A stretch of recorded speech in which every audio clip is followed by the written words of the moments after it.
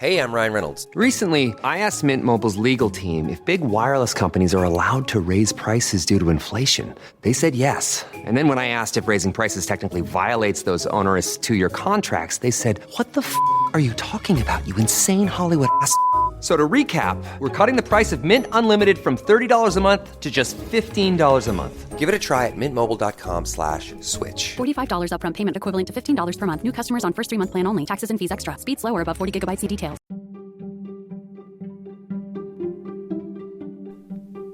You're listening to Carbon Removal Newsroom, a weekly show about current events in the world of carbon removal, from technology and innovation to policymaking and job growth.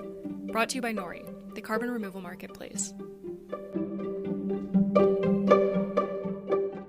Hello, everybody, and welcome to our December 15th edition of Carbon Removal Newsroom, the last of the year and the last of the business episodes this year. With me, as always, is Susan Su, who is a partner focused on climate investing at Toba Capital. She also serves as a board member at the Carbon Business Council and a board advisor to the Environmental Voter Project. Hi, Susan. Hello. And then, fortunately, we have Ben Rubin, who is the executive director of the Carbon Business Council, which has as a member-driven nonprofit coalition of more than 75 companies, which has grown since the last time we've had him on. And they are unified to restore the climate and serves as the industry voice for carbon management innovators. So Ben, welcome again. Thanks for coming. Yeah, thanks so much for having me on. And then, as always, I'm Radhika, head of supply and methodology at Nori. So it has been quite a whirlwind year for startups, corporate commitments, and investing in carbon removal. This week, we'll kind of talk about a grab bag of headlines. For those of you who follow the royal family, Prince William came to the US to give a promising carbon storage startup $1 million, among other things. A major investor doubled down on their climate fund at a time when general VC funding is drying up. And we're going to talk a little bit about a DAC project that is happening out in Wyoming. So let's begin with the Earthshot Prize. The prize started last year and is scheduled to be given annually until 2030. Each year, 5 teams are awarded a $1 million prize. This year's X Prize finalist and former CRN guest 4401 took home the prize. And they are building a facility in Oman to mineralize CO2 capture by DAC. So Ben, I don't know, 4401 is part of the Carbon Business Council. Can you tell us a little bit about them? Am I right about that? Yeah, we were very excited to see them win the prize, and I think it's a testament to the growing recognition and prominence of carbon removal that I think we had both 44.01 win it, and also LanzaTech as a carbon management company, also as a semifinalist in the near running. We're in touch with 44.01. We're supportive of what they do. They're not a member of the Carbon Business Council, but they are working on a really promising process with rocks and mineralization to keep CO2 sequestered and locked away. And again, I think just seeing them alongside winners working on so many different environmental solutions to the Earthshot Prize, it's exciting to see carbon removal recognized in that way. Did you say it's 44.1 or am I saying it wrong? Or is it 44.1? 44.01, I believe. 44.01. So excuse me for my earlier mistake. Susan, can winning a prize like this be helpful when they are thinking about fundraising? And is it a message to the VC community to take something more seriously? Yeah, I mean, absolutely. And I think it's really exciting that they're, first of all, just to call out something from Ben's intro on Carbon Business Council, that we're all surprised that there are now 75 member companies, up from zero, from zero at the beginning of this year.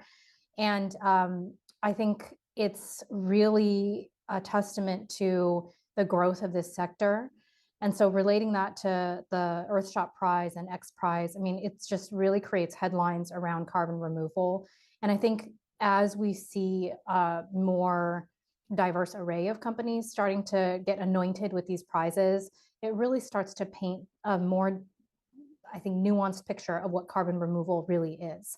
It's not just the machines with the fans.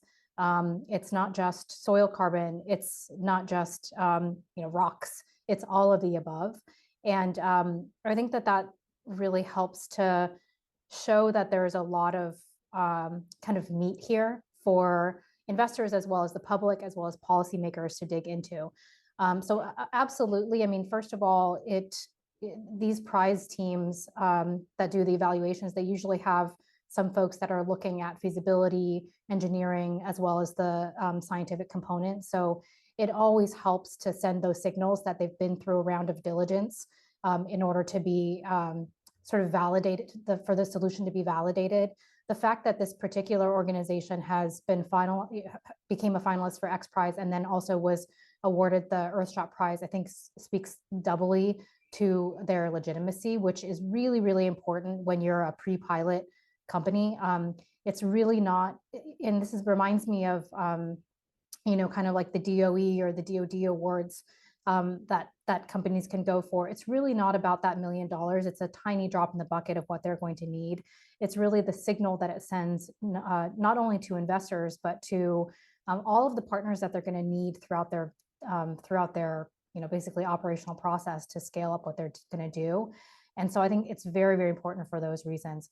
Of course, if your investment partner can go out to the public and say, well, my company won the Earthshot Prize and was finalized for X Prize, you're doing them a huge favor. So, I'd say the best way for a company to capitalize on things like that is to really develop and I don't see these deep tech companies doing quite enough of this, but really develop a smart communication strategy that bundles things together. I always think about Google as your storefront. Your Google search results are your front page of your store. Basically, they represent you to the world.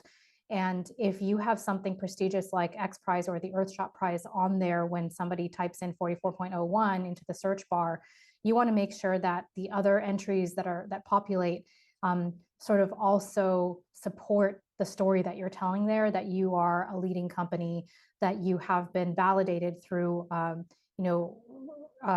multiple steps by world-class organizations, and that you are a safe place to put capital, and an exciting place, not only safe, but a very exciting place to put some capital. So I think there's lots that companies can do when they get a PR spike like this, but the best thing to do is to really keep the ball rolling and be prepared for the success of it and have things ready to go, ready to deploy in terms of communications at the same time. So the prize is awarded based on the UN Sustainable Development Goals and is funded by some large, big green philanthropies like Bloomberg, Benioff, Greenpeace, and the Bezos Earth Fund. So curious and this question is to both of you, are you surprised that a more mainstream environmental coalition recognized a technical CDR solution? To me, it seems like a shift in where some of these more mainstream environmental advocacy groups and funders are going. Susan, I'll start with you, and Ben, I'll go then end with you. I personally not surprised at all. I think it's the evolution of the space. And I think Ben is going to have some really good stuff to say on this, but I think we are really kind of coming out of 90s environmentalism. And I don't mean that in a disparaging way. It's, that was the right thing for the right time. We continue to get new information about how everything interacts. And we continue to really have this dawning realization that it's going to require a multi-pronged approach in order to solve the problem at hand, and that the problem really belies all of our individual problems, the bigger problem of climate change. And so I think it completely makes sense that Bloomberg and Benioff have been, big on carbon removal for quite a while. They obviously have technology backgrounds, or the LPs, I would say, behind those efforts have technology backgrounds. I don't see any reason why they would be shy now. I am a little bit surprised that Greenpeace is in there, and I think it's awesome, and it shows, sort of the evolution of thinking around what we need to do on climate solutions. So I think it completely makes sense, and I think it's very heartening.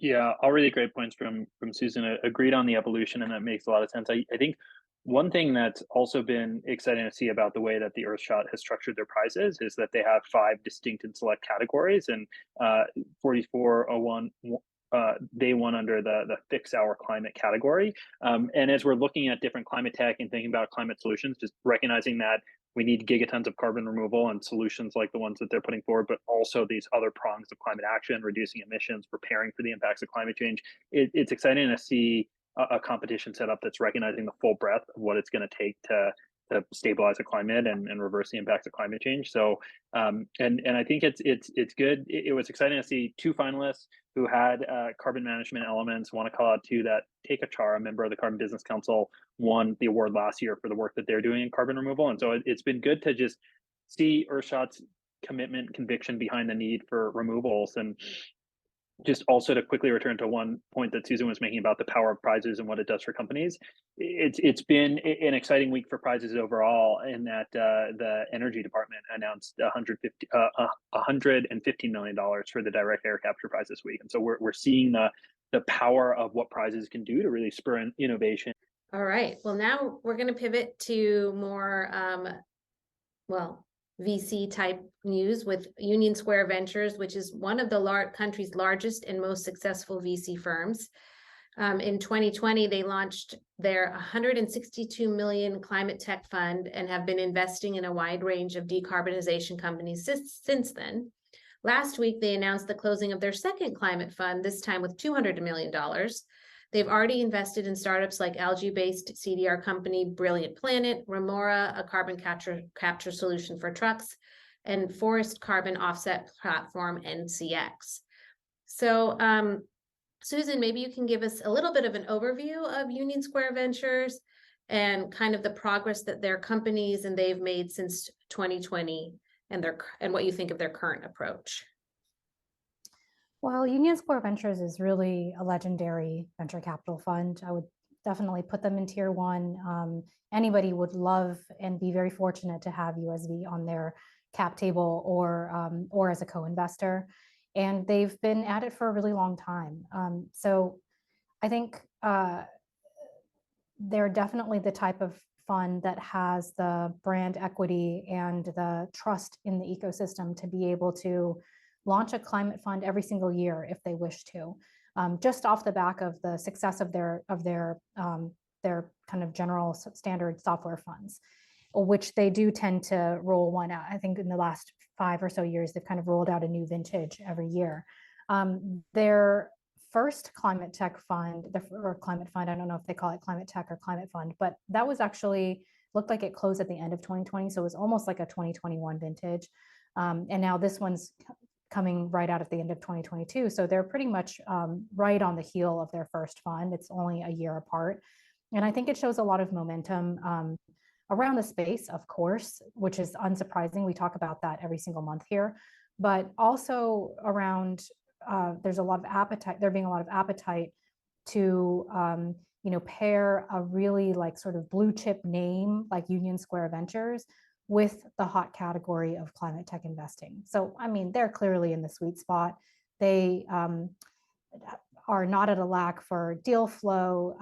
They're really the darling here, and I think it completely makes sense.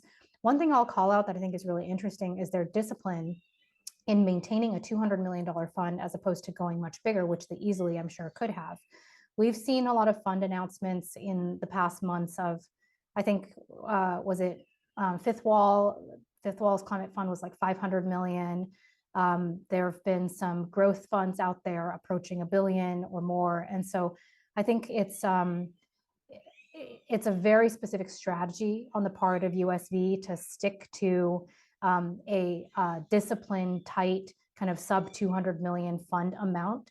And to me, it says we're going to be seeing a lot of seed and early Series A deals coming from them. And that's what they think that they're going to be able to really make an impact on, which is exciting. And then if we, I read into so many things, but if we read even more into that, then that means in the next couple of years, a great investor like USV thinks that there are going to be a lot of seeded Series A companies coming into this, coming like onto the stage. So it really shows that we're just at the beginning. They're not raising a growth or opportunity fund to invest in all of these mature climate companies. They really think that the best is yet to come. So that's probably the most exciting thing about this particular fund is it's actually conservative size relative to, I'm sure, whatever they could have done had they wanted to. Well, Susan, you teed up my next question to Ben perfectly, which is, Ben, you are sort of, got your ear to the ground, all about the different CDR companies out there and the early stage ones. If you were a partner at this VC, where would you be focusing? And are there some quote unquote unicorns that they should be thinking about? Yeah, that's a great question, Radhika, and good insights from Susan on the fundraising round. I think one thing that I would highlight is just the supportive policy environment we have right now for carbon removal to scale up, and understanding where there's business models aligned and startups aligned with where policy movement is going, and all of the different opportunities, and how those private sector dollars are able to go further with support from the research funding at the Energy Department that doubled this year as a result of the CHIPS Act. And so I think one thing that I would call out that we're excited to see as we look ahead to 2023 and different startups and innovations happening in the space is that we're not necessarily limited to any one promising technology. There's a multitude of promising carbon removal approaches out there. I think as we saw with the Frontier funding announcement that came out today on Thursday of their latest round of funds, there's some companies that might be that maybe not as many folks have necessarily heard about right out the gate. There's also really a diversity of approaches represented there. And one of the findings that Frontier said in that announcement was that they really saw a multitude of promising carbon removal approaches. And so I think as funds are doing their diligence, looking at different companies, just really understanding the promise of the multitude of approaches, and that we don't necessarily have to choose from a narrow list of how we're going to reach gigaton scale CDR, but there's a lot to choose from, helps show that there's unicorns hiding out there in a lot of different ways and a lot of different approaches to taking CO2 out of the atmosphere. Oh, Ben, spoken like a true big tent advocate. I am impressed. So, obviously, aside from the environmental space right now, there are a lot of economic headwinds. Maybe inflation's going down, who knows? We've got the whole FTX nightmare happening right now on the crypto side, and just all the other like political and economic negative things out there. So I'm wondering how you both feel about the impact to climate tech funding in 2023. Do you see these economic headwinds having an impact, or do we think it'll continue to be this like amazing trajectory that we've seen in 2022? So Ben, I'll start with you, and Susan, I'll jump to you. Yeah, it's a great question. I think we're fortunate to be underpinned by a supportive policy environment as we go into the new year, which my hope is will keep private sector investment also keeping track and recognizing the promise and potential that we've seen. There's been a flurry of good news articles coming out too about how some climate tech companies have been fortunate to benefit from talent that might be getting laid off or losing their jobs in other sectors of the economy, wanting to come around and join climate tech. So my hope is that we'll continue to benefit from that new talent coming in, and that growth will stay strong in the new year. But curious what Susan thinks on that as well. Yeah, I think, it's very easy to confuse some things happening with the economy with everything's happening with the economy, and to over extrapolate. And really, it's more useful to be a little bit more precise in what we're talking about. You mentioned FTX, Radhika, and we talked about that last month. It doesn't feel like FTX is, crypto is still really tiny, actually, amidst the broader economy and even within tech. And it doesn't really feel like that's going to cause any cross-contamination, particularly with climate tech. I mean, there's very little overlap there. But even with, let's talk about inflation or interest rates, that I think is definitely taking its toll, as is quite evident, on public market SaaS. But what does public market SaaS have to do with really kind of long timeline climate tech that is buoyed by policy tailwinds that are like really just written into law, or these very, very long cycle funds that have money that's kind of pouring in from the sidelines that's been going for quite some time and is not something that really can turn on a dime, even if it wanted to, even if its LPs wanted to. So I am personally not too concerned. The word on the street that I've seen is that it's just full speed ahead in terms of deploying in early stage private equity and venture capital for climate tech. And I think once the VCs do their job, there's definitely somebody to pick up the baton on the other side in terms of a lot of growth capital coming in, and then grants and government supporting. So I hesitate to read too much into any sort of recessionary type of predictions here, because I just don't think that when we're talking about climate tech, things are going to take a really long time. And so I don't think a blip or two that lasts a few quarters or even a year or 2 years is really ultimately going to make that big of a difference in terms of how these companies and these projects are supported over the long run. Well, that's good news, as being somebody who's in climate tech. So we're going to pivot to Wyoming, which we don't talk about a ton, but last week, Inside Climate News published a piece that was titled "Carbon Removal is Coming to Fossil Country," and the author looked at the early stages of carbon capture's Project Bison in Wyoming. So Ben, amongst us CDR folks, the Project Bison announcement was met with a lot of enthusiasm, but it was actually really interesting to read the journalists on the ground interviews and how the people within the state and within the community of Wyoming looked at Project Bison. So what did you think of that perspective, and how do we change it maybe? Yeah. Thanks for that question. Well, I think one thing that I want to acknowledge and to Carbon Capture's credit with the project is the level of community engagement and outreach that they've been doing, proactively holding town halls in the community where the project will be located, hearing what the community concerns might be, so that there's plenty of runway to incorporate and address them. And I think that level of outreach and engagement, so that community members are hearing of the project, is commendable. And there's time to think through how will the project evolve as the community continues to engage. What are the ways that it can really that the project can maximize community benefits? And so I think just starting to lay that blueprint for what town halls look like, what community engagement looks like, how to address and incorporate those concerns, it's going to, I think, ultimately strengthen Project Bison in Wyoming and provide a really helpful blueprint as we think about how to maximize community benefits where other carbon removal projects break ground. Susan, one of the things we don't talk about as much in this show, but there appears to be a decent amount of state money, at least in this project and maybe for other CDR projects. What do you know about the nature and scale of that funding, and any thoughts on how companies who are early in the space should look to seek it out? Yeah, I think the federal level funding gets a lot of attention, as do prizes and things like that. But there's so much state and regional money available, even for like very kind of technology forward solutions, like well, not always technology forward, but including technology forward solutions like carbon removal through DAC. The Wyoming governor's office has had all year really this kind of matching funds opportunity where they've set aside $100 million to back carbon removal organizations that are able to also bring in matching funds from the private sector, whether it's philanthropic dollars or venture dollars.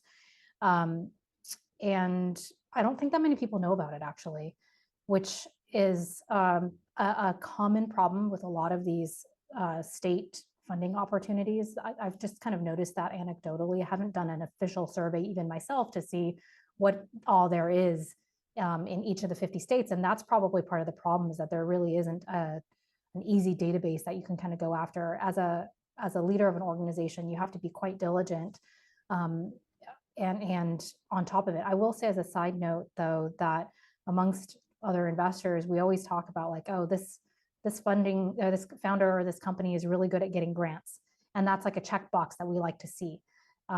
So whether that's the founder themselves, but it honestly is so time consuming to add on to your plate as a founder, or whether they have somebody dedicated, focused on policy, or whether they can lean on something like the Carbon Business Council, just something a little bit out, a third party that they can sort of look to get help in securing the public money. It's so worthwhile, not only because good investors, good private investors should always welcome non-dilutive capital into the bank, but also because it's legitimizing, it helps to, and ultimately you're going to have to build those relationships with state lawmakers and the state community at large anyway, as evidenced by this piece in Inside Climate News.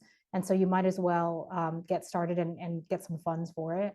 I will say, for anybody who's listening to the podcast right now, I just loved this piece so much by Nicholas Kuznets, great reporter at Inside Climate News, a little shout out there, but it's very poignant. And I think it's worth reading slowly, not skimming, really reading slowly and really reflecting and putting yourself in the shoes of both yourself as somebody who cares about climate change and wants to see it mitigated, but also these local community members and what they've been through.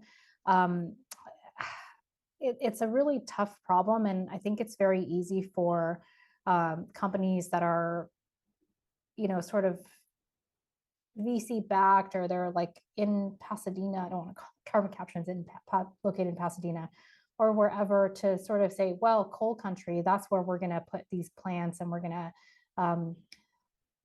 to put the solution. And I think it really is a good moment to pause and develop empathy for the people whose backyards this is going to be in, because they have concerns that are very, very legitimate.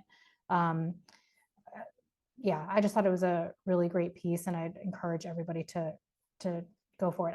I'll read, maybe just, if you don't mind, one little passage here that says, Irwin, talking about a person named Michelle Irwin, is the Southwest organizer for the Powder River Basin Resource Council, a Wyoming environmental nonprofit. And when she learned about carbon capture's plans, she was somewhat miffed by the Project Bison name. You talk about this thing about purchasing carbon credits. Well, there you go, she said, pointing to her animals as the sun set, casting a sharp yellow hue across their matted fur. The bison's breath roared through their nostrils like monstrous billows. Bison were once a keystone species in ecosystems across the West. They grazed on native plants like sagebrush that cattle avoided. Their stampedes turned the soil and helped seeds germinate. The wallows that the bison dug by rolling in the dirt became ephemeral pools after scarce rains, little watering holes. Some academic research has suggested that restoring grassland ecosystems could help the land sequester far more carbon dioxide than it does today, like a massive natural carbon removal, helping to pull back what humans have released. So anyway, I think there are a lot of really great nuanced considerations here. And I do appreciate what states like Wyoming are doing in trying to foster new industry to replace coal. And I think it initially started out as a way to give coal more of a lifeline. And now they see it as, something that can kind of come in and supplant entirely. But at the same time, there's no easy answers to any of this. And I think the article does a good job at outlining the trade-offs that not only Wyoming is facing, but that we're really facing everywhere across the carbon removal industry. Thanks, Susan. That was a great answer. And I think I've mentioned before, I have spent time in Kentucky and Appalachia and coal country. And, I think they often get overlooked. People in these states often get overlooked in that their perspective is often seen as sort of naive, which is totally not fair. And it's not the way you're going to reach the community and make them change their minds. I just happen to have witnessed it myself when I lived in Kentucky, so have some personal history around it. My final question for you both about this is, though, like oil and gas country, we would expect to see a lot of development around carbon capture there. Places like Wyoming, the Permian Basin, and some of Exxon's projects in the Gulf. So where do you both see oil and gas meeting CDR, and how to navigate that very difficult political, economic, and just EJ perspectives around that. Ben, I'll start with you, and then Susan, I'll give you the final word. Yeah, it's a good question. I think that there are many carbon removal companies that exist today who are working fully independently of oil and gas companies who want to work through their own solutions, their own ideas. That might be that is companies doing direct air capture. It's also companies working on a host of other methods, whether it's nature-based solutions, biochar, ocean-based carbon removal, and then there are also some oil and gas companies who are actively looking at how they can take some of the skill sets that they may have developed with pore space and geologic storage and what it will mean to sequester CO2 in the ground, who are thinking about how they can put some of those skill sets towards carbon removal. I think what will be interesting is with something like the DAC Hub's funding announcement, which just opened up, I think it's likely that we're going to see a multitude of applications come in. There'll be some companies who have no connections to oil and gas companies who think that who think that they're operating with the teams and the prowess to put in really competitive funding applications. And we'll also likely see some oil and gas companies involved in applications or maybe taking the lead on applications who are also working on direct air capture. And so I think we're seeing that multitude of approaches on display right now, just different approaches and different vantage points about what it's going to take to get to gigaton scale carbon removal. And I think one of your questions, Radhika, is community engagement and how to ensure that these projects are benefiting communities. I think whoever the project developer is, that's going to remain paramount across the board. Really, how can we maximize benefits? How can we reduce any harms? And how can we make the projects the best that they can possibly be for community members? Susan, what do you think? Yeah, I mean, I think it's tough, and I think it makes a lot of sense to kind of have oil and gas and technological carbon removal go hand in hand. I think there's a really great opportunity to do a better job, because I think oil and gas and extractive industries have been extractive not only of the land, but of those communities that inhabit that land, and its communities of people and animals and everything else, right? And so here's a chance to take what we've learned, what we should have learned from those decades, and kind of reconfigure and do a better job. I think, as we mentioned earlier in the podcast, that's already kind of starting to happen. Carbon Capture went and did this kind of listening tour across the state of Wyoming. I doubt that the coal industry did that back in the day when they first got started. There's probably always more that we can do, but the good thing is we can take lessons learned from who's been, kind of walked the path before, and start to earn a bit of trust and make it a little bit more collaborative that way. I do think there's a just very obvious and exciting opportunity to leverage existing infrastructure, and also to create economic opportunity and potentially really shake things up in terms of folks with politics. People, will often vote what puts food on the table. And as we see EV plants and battery plants being erected in, red states, or carbon capture taking the place of oil and gas in some of those same states, that'll be really interesting to see how that affects not only policy, but also politics, because they do tend to go hand in hand. So I'll be keeping an eye on that. Definitely. All right, so we're going to end with our last good news of 2022, which I'm sure everybody has heard about on who's listening to this podcast, but researchers at the Lawrence Livermore Lab announced a breakthrough in their work on generating power via nuclear fusion. It's made a big splash in the media because it's carbon-free energy. It also is, in my personal opinion, nice to see the US taking the lead in a new type of energy, of carbon-free energy, renewable energy, and to see government funding of science being elevated in this way, because it's such a necessity to grow all types of technology. So kudos to them. But I wanted to hear from both of you what you thought of this announcement, and is it too early to really speculate about what it means for CDR, since it's many, many decades away from actually being commercialized? Susan, and then Ben. For as many fusion companies that are out there that have received exciting private financing, I think it gives me personally, this is a little bit, my own bias, but it gives me a lot of hope. And I find it very exciting that this breakthrough came from our government, came from, Lawrence Livermore. And it gives me hope that, maybe not all is lost and that we actually can get really cool things done in the public sector.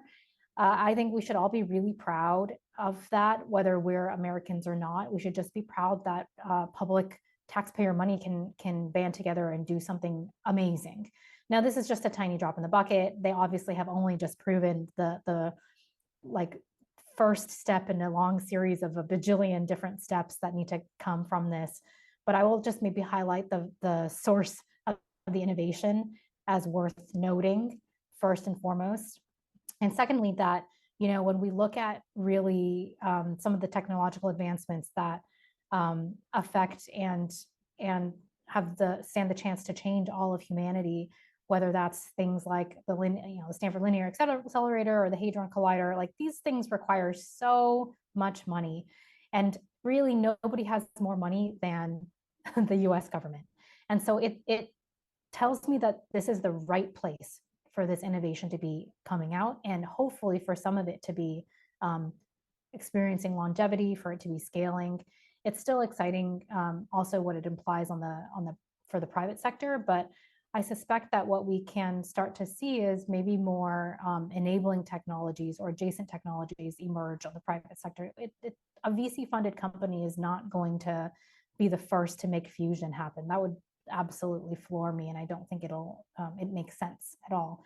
But a VC-funded company can sure create the picks and shovels or kind of jump on and further accelerate the opportunities that are kind of raised by this particular breakthrough. So I think that's maybe one way to look at it, and also just to recognize the magnitude of funding that's ultimately going to be needed to push these things forward is, again, I always say this, but people don't realize how small venture capital is as a sector. It's just really small in the overall financial services sector. It's smaller than philanthropy, and it's certainly smaller than what the US government has at its disposal. So we will be here doing our little part, but it's awesome to see that our taxpayer dollars are doing a lot of work for us as well.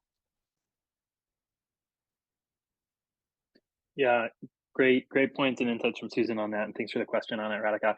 I agree with what Susan was laying out. It's really exciting. It's exciting to see that this was led by and developed by the U.S. government.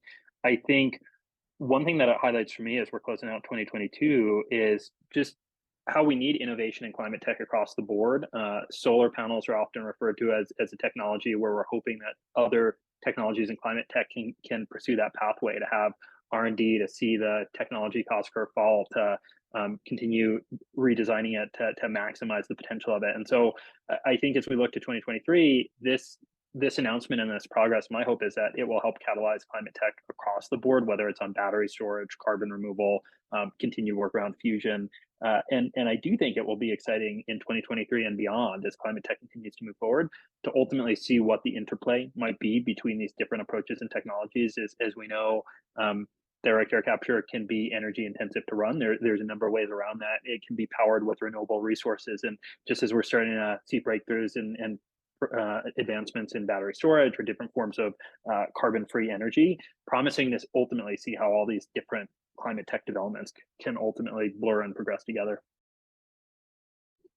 All right. Well, on that really optimistic note, I will close out the 2022 season, and I thank you both, Susan and Ben, for being here. And I look forward to talking to you both in 2023. And as my final note, just a little shout out to Ross Kenyon, who was overlooked by me during the Thanksgiving episode, but we are thankful for him too, because this whole podcast was his idea and he has helped shape it and bring it forward. With that, thank you both and have a wonderful holiday.